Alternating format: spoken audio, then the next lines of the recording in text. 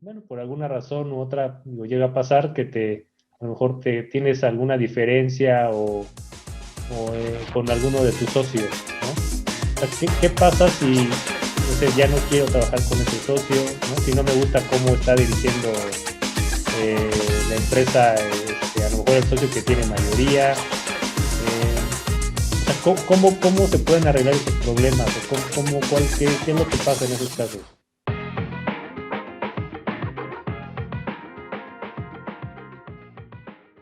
Hola, soy Memo Rules. Bienvenidos a mi canal. El día de hoy tenemos un invitado. Es realmente nuestro primer invitado. Le damos la bienvenida a Héctor Cruz. Héctor Cruz es un abogado especialista en Derecho Corporativo y Propiedad Intelectual, socio fundador de Meyer Abogados, con 21 años de experiencia. Hola Héctor, ¿cómo estás? Hola Memo, bien, bien, ¿tú? Gracias Bien, por gracias. invitarme y qué honor ser el primero. Sí, eres el primero. Gracias. Bueno, invitamos a Héctor para hablar de, digamos, todo lo que implica, todo el proceso, todas las cosas relacionadas a la creación de una empresa, ¿no? Él tiene mucha experiencia en estas cosas y queremos escuchar de sus palabras sobre lo que ha vivido, ¿no? Sus experiencias apoyando emprendedores a formar empresas. Y bueno, digamos, la primera pregunta que te haría, Héctor, es, ¿cuáles son los pasos para crear una empresa? Bueno, la primera parte para crear una empresa es, uno, identificar por qué la voy a crear. O sea, qué producto o servicio quiero vender, comercializar o dar con mi empresa, ¿no? Esto es importante porque hay dos tipos de sociedades. Hay sociedades civiles, sociedades mercantiles. Entonces, ¿cómo sabemos si mi sociedad es civil o mercantil? Depende del servicio o producto que vaya a dar. Y entonces las sociedades mercantiles nos dicen que son aquellas que hacen algún acto de comercio. Entonces, ¿cómo sabemos si es un acto de comercio? El Código de Comercio tiene un artículo, que si no mal recuerdo es el 75, que dice que es un acto de comercio. Entonces, si mi sociedad va a hacer alguno de esos actos, yo debo de constituir una sociedad mercantil, ¿no? Entonces, el primer paso es identificar. Ya que tengo identificado el tipo de sociedad, ya es cuando puedo proceder y escoger cuál agarro, ¿no? Si la mercantil o la civil. Dentro de las sociedades, las más comunes que hay son 5 tipos, que son la sociedad anónima, la sociedad anónima promotora de inversión, está la sociedad de acciones simplificada, está la sociedad de responsabilidad limitada y está la sociedad civil. Estas son en general las más comunes que hay en México. Y para todas estas, menos para las SAS, van a tener que escoger uno, quiénes son los socios, ¿no? Esa es una decisión importantísima. Cómo se va a llamar la sociedad, cómo la van a administrar, cuánto capital va a tener la sociedad, cómo se va a repartir ese capital con los socios. También puede ser quién, en su caso, en algunas sociedades mercantiles aplica un órgano de vigilancia que se llama comisario, que es el que va a vigilar que todo se haga bien. Y creo que esos son los puntos principales.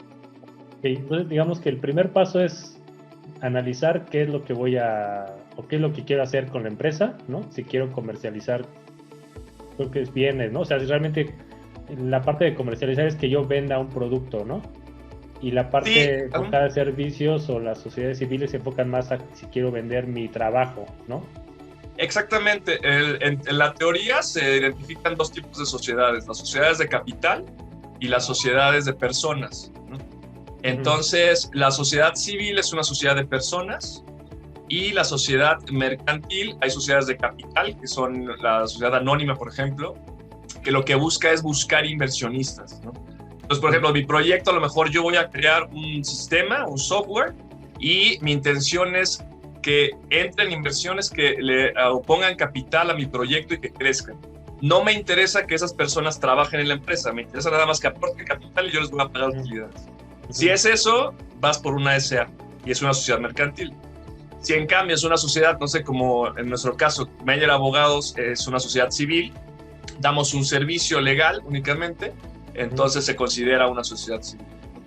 Okay. Oye, y bueno, una vez que tengo eso, ¿con quién tengo que ir? O sea, ¿cuál es el camino que tengo que seguir para formar la empresa? Mira, lo más normal o clásico es ir con un notario, ¿no? Okay. Se aconseja también ir con un abogado que sea corporativo o que se especialice en derecho societario, porque justamente va a analizar y recomendar qué tipo de sociedad les conviene. Cada sociedad es una manera de organizar cómo va a estar organizada tu empresa, ¿no? Entonces ya viene la estructura de la ley, ¿no? Esta sociedad se opera de esta forma, así. Entonces es bueno que alguien les explique paso a paso cómo es cada uno. Ok. Sí, la verdad es que, por ejemplo, yo recuerdo cuando formé, mi primer negocio, pues, o sea, yo nunca busqué asesoría de un abogado, ¿no? O sea, a lo mejor uno de mis socios más o menos sabía cosas o tenía cierta información y fue así como lo hicimos, ¿no? Pero realmente, normalmente no se acerca uno a un abogado para iniciar este proceso, ¿no? Es correcto, sí, y es conveniente. ¿Por qué crees que pasa esto? O sea, ¿por qué crees que no nos acercamos digamos, a un especialista en el tema, ¿no? O sea, no empezamos de alguna manera en la mejor manera. Pues normalmente es porque están iniciando y porque no quieren gastar a más, ¿no? Entonces, por ejemplo, otra obligación que tienes cuando tienes sociedad es que tienes que llevar ciertos libros corporativos, ¿no? Esto lo establece la ley. Entonces, normalmente constituyen la sociedad y esos libros se quedan ahí olvidados y nunca los hacen. Y muchas veces son necesarios y son requeridos para proyectos. Ok. Oye, digamos, y en esta fase inicial de la creación de una empresa, ¿en qué puntos se puede atorar, ¿no? O podemos tener un emprendedor puede tener algunas complicaciones para crearla. Pues creo que lo más común donde se traba es en el nombre, ¿no? Cuando tú escoges un nombre, lo que hace el notario o lo que puedes hacer tú o el abogado es que solicitas que se otorgue permiso, una autorización a la Secretaría de Economía para que yo me pueda llamar de esa manera. Entonces, si hay un nombre idéntico o alguno que pueda provocar confusión, van a estar bateando el nombre. Entonces, eso nos ha pasado con muchas empresas que nos tardamos 1 mes, 2 meses en encontrar algún nombre que sí pase, y eso puede atrasarlo. Pero ya teniendo el nombre, yo creo que se va, pues, como en 1 mes, yo creo que puede estar constituido. Algo muy importante aquí es que la razón social, o sea, como se llame tu empresa y que ya tengas esa autorización, no significa que tengas tu marca protegida. Entonces son 2 registros independientes. Entonces es muy, muy importante también que cuando te vayas a constituir y si el nombre de tu empresa quieres que sea tu marca, que se haga una revisión también en el Instituto Mexicano de la Propiedad Industrial para ver si esa marca está disponible. Porque también hay muchísimos problemas de muchos clientes que se llaman de una manera y la marca está registrada a nombre de otra persona. Y esto es un problemón, entonces si lo pueden evitar, pues mejor. O sea, hay ocasiones en que la Secretaría de Economía autoriza el nombre, pero ese nombre ya está registrado como marca. Con marca de una persona, ¿no? Exactamente. Entonces hay una bronca, sí. Okay. Oye, y digo, una de las cosas que yo recuerdo te pide el notario cuando vas a registrar una empresa es el objeto social. O sea, ¿cuál es la importancia del objeto social, ¿no? Y en qué puede afectar a un emprendedor que no esté bien redactado, o que no contemple o sea, que no venga completo, ¿no? Ok. Sí, el objeto social. Y a lo mejor se puede cambiar, no sé también si nos puedes comentar si se puede cambiar, ¿no? Ya lo dejé de una manera y lo puedo modificar. Ok, el objeto social es a qué me puedo dedicar, ¿no? Entonces, ¿por qué está eso? Porque no hay, o sea, no puedes, bueno, sí podrías a lo mejor tener un objeto social muy, muy amplio, pero, por ejemplo, si vas a entrar a una licitación, esto es muy clásico, las licitaciones, o vas a tener un contrato ya con una empresa más formal, te van a decir, pásame tu acta constitutiva porque voy a revisar el objeto.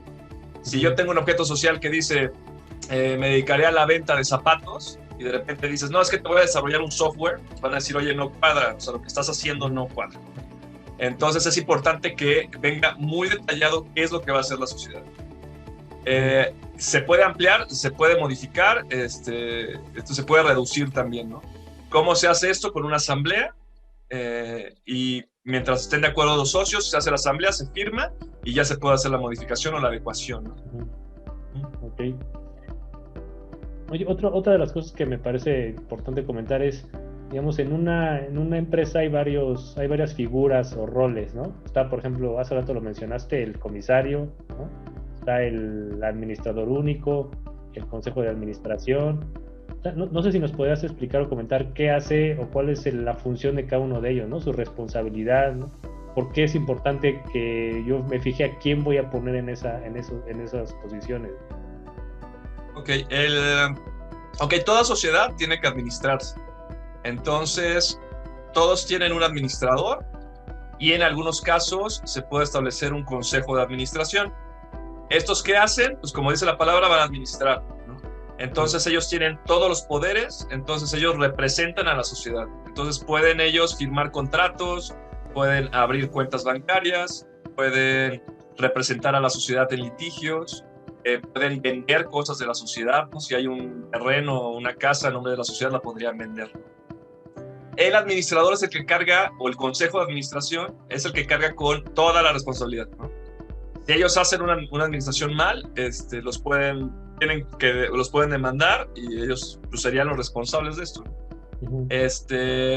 Luego también, en algunos casos también en las sociedades mercantiles, se da la figura de comisario, que el comisario lo que hace es que vigila justamente que la administración esté bien llevada, ¿no?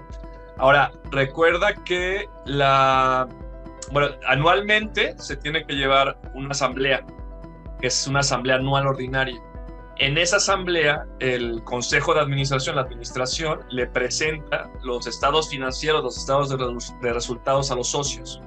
Entonces ahí les rinde cuentas, entonces le dicen, oigan, nos ganamos tanto este año o el ejercicio fiscal pasado, ¿no? Si fuera, por ejemplo, el de 2021, estaríamos viendo el ejercicio fiscal de 2020, ¿no? Del 1 de enero de 2020 al 31 de diciembre de 2020. Entonces comentas, nos fue bien, nos fue mal, ganamos, perdimos. Aquí están los estados financieros, los socios las van a revisar y van a firmar si están de acuerdo con los resultados, ¿no? Y el comisario justamente va a emitir un escrito donde aprueba y donde dice que estuvieron bien hechos todos estos. Ok. Oye, y una duda, otra pregunta. La parte, digamos, un administrador único. O sea, ¿es lo mismo que un director general o un CEO? ¿O es, digamos, pueden ser figuras independientes? O sea, ¿o cómo se relacionan esas figuras? Son independientes. Tú puedes, en la estructura de tu empresa, tú puedes poner un director general, un director de operaciones, lo que quieras, ¿no? Un tesorero, no sé. Pero son independientes. Uh-huh. Y les puedes asignar poderes también, eso es importante. El administrador va a ser el que tiene todos los poderes en la empresa, pero yo puedo decir, a esta persona le doy poder para que pueda firmar contratos. Al abogado normalmente se le da el poder para representarlo en procesos de litigio, ¿no? Procesos judiciales, y así se van. Oye, pero entonces, digamos, los directores le reportan a un administrador o a un consejo. Digamos, los directores son los que operan y el administrador o consejo nada más dirige. Exactamente, sí, puede ser así. Depende de cada estructura de cada sociedad, pero así es. O sea, yo puedo tener un organismo que sea el director, que sean los secretarios, que sean los que operan la sociedad, uh-huh. Y estos responderán directamente a los socios, pero normalmente los socios nombran a alguien que puede ser la administración o el consejo de administración ¿no? Como su representante, exacto. Sí, imagínate una sociedad, no sé, la sociedad anónima está creada para que sean socios ilimitados, para que estén inyectando capital. Entonces imagínate si hay 1000 socios, pues es imposible que le vayan a reportar a los 1000 socios. Por eso se hace la asamblea, y ahí se va reportando todo lo relevante de la sociedad. Ok. A ver, otro tema, vamos a cambiar un poquito el tema.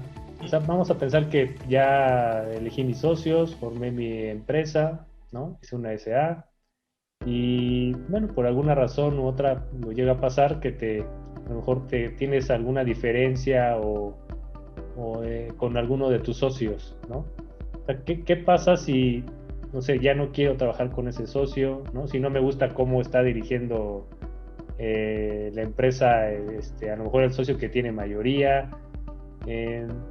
O sea, ¿cómo se pueden arreglar esos problemas? ¿O qué es lo que pasa en esos casos?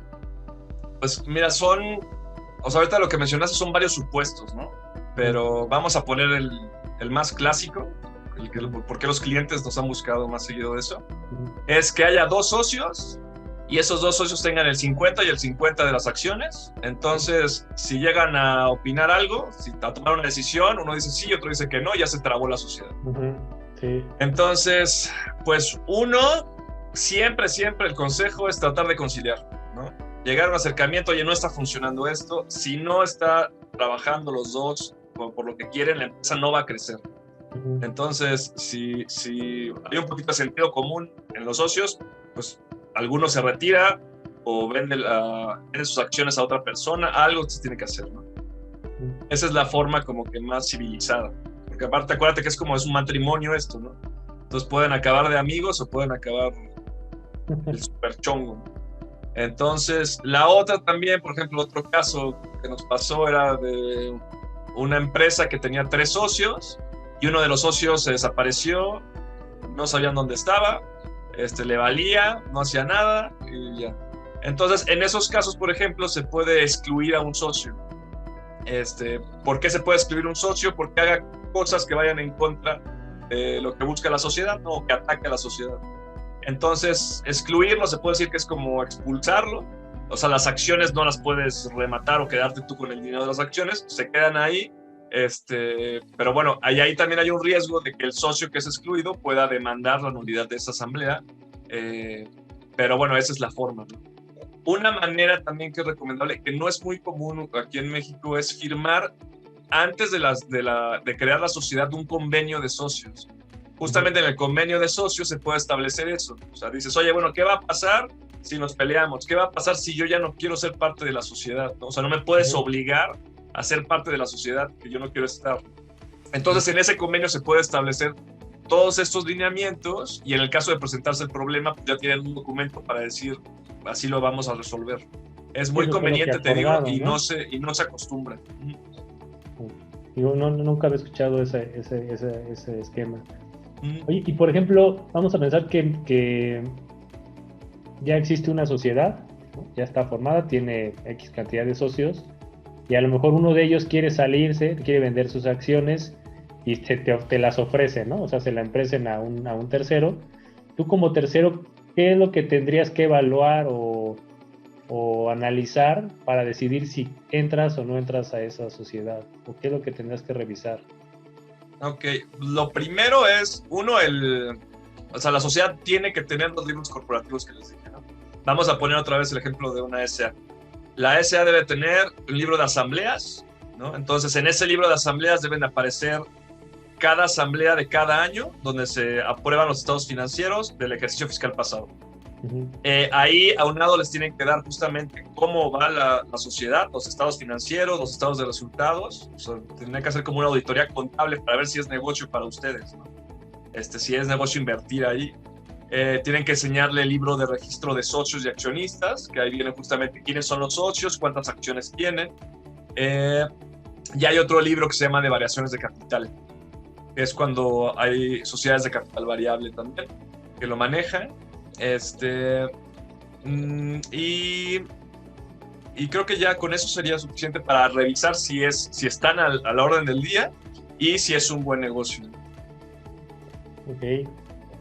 A ver, ahorita mencionaste varias veces la parte de las asambleas. O sea, ¿qué sucede si por ignorancia o descuido no realizamos esas asambleas que tenemos que hacer, ¿no? ¿Y cómo lo puedo subsanar o corregir? Ok, si el riesgo de no hacer la asamblea es que los socios no te aprobaron los estados financieros ni cómo operó, si eres el administrador o el consejo de administración. ¿Cuál es el riesgo de que eso es obligación? Entonces, los socios te pueden demandar que les rindas cuentas y que en su caso les puedas pagar lo que se les debe o los daños y perjuicios ocasionados. ¿Qué pasa si no han celebrado asambleas? Se puede convocar a una asamblea para aprobar los estados financieros, los ejercicios fiscales, que no se han llevado a cabo. y ya se pone en orden todo, ¿no? Yo aconsejo que sí sea una asamblea por año, justamente para que sea un orden, ¿no? Si justamente una empresa, bueno, pues tengo un cliente que entró a trabajar justamente de sistemas, entró a trabajar en una tienda departamental muy grande y les pidió justamente que tuvieran los libros corporativos en orden. Entonces, si tú haces una asamblea aprobando los ejercicios fiscales de 10 años, es más complicado para ellos revisarlo, ¿no? Si lo tienes por año, pues va como que en un mejor orden. Ok. Bueno, y ya, digamos, ya para terminar, digo, al final, ¿cuánto cuesta o cuánto es lo que, digamos, tienes que juntar para iniciar y formalizar la parte de la empresa, ¿no? O sea, ¿cuánto te cobra el notario, ¿no? ¿Cuáles son los gastos que tienes que hacer y en total cuánto tendrás que invertir para poner una empresa? Ok, la notaría puede variar mucho. Yo creo que hay desde unos 10,000 pesos para arriba. Puedes constituirla. Digo que varía mucho porque, por ejemplo, algunas notarías son más caras en la Ciudad de México que el Estado de México. Hay unas que tienen... También es que son como tiendas, ¿no? Hay unas que dan mejor servicio, hay otras que no tanto. Entonces, hay mucha competencia también entre notarías, pero yo creo que pueden conseguir una más o menos en ese costo. Y aparte, si ya quisieran que un abogado los asesore y haga los libros corporativos y eso, también depende de cada abogado, pero yo creo que con unos 20,000 pesos ya podrían tener todo más o menos bien armado, ¿no? Con los libros corporativos y que les expliquen cómo va a funcionar. Una duda, para las SAs creo que hay un como capital mínimo con la que se tiene que abrir una empresa. No, antes antes sí se establecía, o sea, te decía, pon tú que la sociedad anónima debería tener un capital mínimo de 50,000 pesos. Ahora ya no, ahora ya el capital es libre. Es importante, yo creo que explicar qué es el capital social, el capital fijo. El capital social es con lo que yo voy a responder de mis obligaciones, ¿no? Y ese capital no se toca. Entonces, si yo digo que tengo 1,000 pesos, yo voy a tener ese capital fijo, como dicen, es fijo, para cualquier cosa que se presente, que yo tenga que cumplir con las obligaciones. Aparte, hay un capital que se llama el capital variable, que tú puedes constituir tu empresa con capital variable, que puede subir y bajar, y va a ser para que puedas operar la sociedad, ¿no? Entonces, esto lo comenté porque es muy importante que entiendan las repercusiones que tiene establecer un capital fijo. Porque voy otra vez con el cliente que tenemos que entró a la tienda departamental, presentó sus asambleas, le revisaron su capital social y le dijo, oye, te voy a dar un contrato por millones de pesos y tú tienes un capital social no me recuerdo cuánto era, pero por 1,000 pesos, no cuadra, ¿no? Tú no vas a responderme si incumples tus obligaciones con ese capital. Entonces le dijo al jurídico, aumenta el capital. Entonces hubo que celebrar una asamblea donde se aumentó el capital y ya no hubo ningún problema. Entonces también cuando vayan a constituirse, consideren eso. Si van a estar buscando inversionistas, yo revisaría, si fuera a invertir, que tuvieran un capital social fuerte para que yo sepa que puedan responder de las obligaciones y del capital que estoy invirtiendo. Sí, porque bueno, antes cuando había un mínimo, lo que hacía uno era la formaba con ese mínimo, ¿no? Pero la verdad es que sí, uno no contempla que a lo mejor después puede llegar a trabajar con clientes importantes que le pueden exigir a uno que tenga un capital pues, importante, ¿no? No el mínimo. Sí, recuerda que se puede aumentar con una asamblea en un futuro. Ahora, ese aumento viene, representa que, digamos, que los socios metan dinero a la empresa, ¿no? Es correcto. Sí, no significa que tengan el dinero en efectivo. Puede estar reflejado en inversiones, ¿no? En un mueble, en equipo de cómputo, en cuentas bancarias, en inversiones. Se tiene que estar reflejado fiscalmente para que realmente pues tenga validez, ¿no? Oye, y bueno, digo, ya para terminar, creo que no hablamos o no mencionamos nada acerca de las acciones, ¿no? Y al final la acción, no sé si nos puedes dar una explicación de qué es una acción, ¿no? ¿Cómo se comercializa o qué significa que yo pueda vender una acción, ¿no? ¿Cómo se establece su valor, ¿no? Digo, no sé si nos puedas explicar un poco más de eso ya para terminar. Sí, claro. Bueno, depende del tipo de sociedad, si tienen acciones o partes sociales. Okay. Ahorita nos hemos enfocado más en la sociedad anónima, pero ahora seguimos con la anónima. La sociedad anónima tiene acciones. Las acciones es un documento que representa cuánto dinero tienes representado en la sociedad, ¿no? En la sociedad anónima. Entonces, tú llegas y dices, yo voy a entrar con 1,000 pesos, entonces deben de decidir cuánto va a valer cada acción. Entonces, ya que se especifica, se emiten los títulos accionarios y tú tienes tu título accionario. Como les comentaba, la sociedad anónima está diseñada para que pueda invertir muchísima gente, ¿no? O sea, entonces, el título accionario te lo dan y yo puedo, la ley especifica que debe de venir un recuadro donde se pueda endosar. Entonces, si mi título accionario vale 1,000 pesos y llegas tú y me dices, oye, yo quiero comprar la acción y yo estoy de acuerdo, la firmo y te la doy y ya tú eres el accionista. Tú tienes que llegar a la sociedad, a la oficina y decir, oye, yo tengo la acción, ya soy el nuevo dueño y ya toman registro. Esto no pasa en todas las sociedades, ¿no? Hay sociedades que tienen más control o las reglas dicen que tienen que pasar un control para que puedan admitir un nuevo socio o para que tú puedas vender las acciones. Es lo que decíamos, que la ley te da la estructura sobre cada sociedad y ya para llevarlo. Pero bueno, volviendo a la SA, así sería. O sea, sería muy fácil que tú pudieras vender tu acción y que entre un nuevo socio. Y tú le pones el precio que tú quieras. Y, o sea, al final el título accionario va a decir, vale por tanto, que fue lo que tú aportaste, pero ya comercialmente, pues ya puede tener otro valor. Bueno, no sé si quieras agregar algo más, Héctor.